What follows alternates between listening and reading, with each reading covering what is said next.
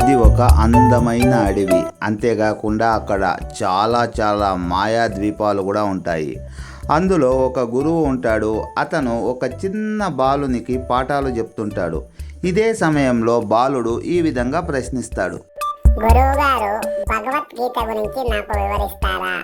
నేను చాలా మంది నోటి వెంట విన్నాను, అది చాలా పవిత్రమైనది అని ప్రశ్నించాడు. దానికి గురువు ఈ విధంగా సమాధానం ఇచ్చాడు. చూడు నాయనా, నువ్వు అడిగినది చాలా పెద్ద ప్రశ్న.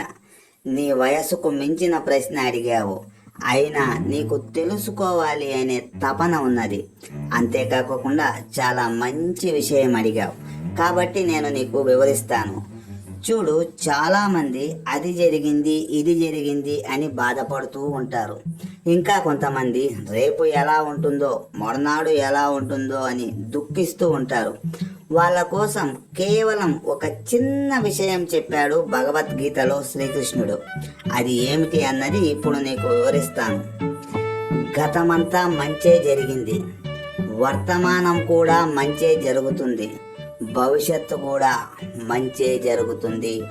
చూసావా ఎంత చక్కగా వివరించాడు. ఇప్పుడు ఉదాహరణకి చాలామంది గతంలో నాకు అది జరిగింది ఇది జరిగింది అని దుఃఖిస్తూ ఉంటారు, లేదా ఇంకొంతమంది ఆనందపడుతూ ఉంటారు. గతంలో జరిగిన దాని మీద ఆనందమైన బాధ అయినా ఎటువంటి ప్రయోజనము లేదు. ఎందుకంటే అది గతం, జరిగిపోయింది. అది మనకు ఎప్పటికీ తిరిగి రాదు. ఇక వర్తమానం అంటావా, మన పని మనం సక్రమంగా చేస్తూ పోతే అది ఖచ్చితంగా మంచిగానే ఉంటుంది. ఇంకా భవిష్యత్తు అంటావా, అది ఏం జరుగుతుందో ఎవ్వరికీ తెలియదు. తెలియని దాని గురించి బాధపడడం ఎందుకు?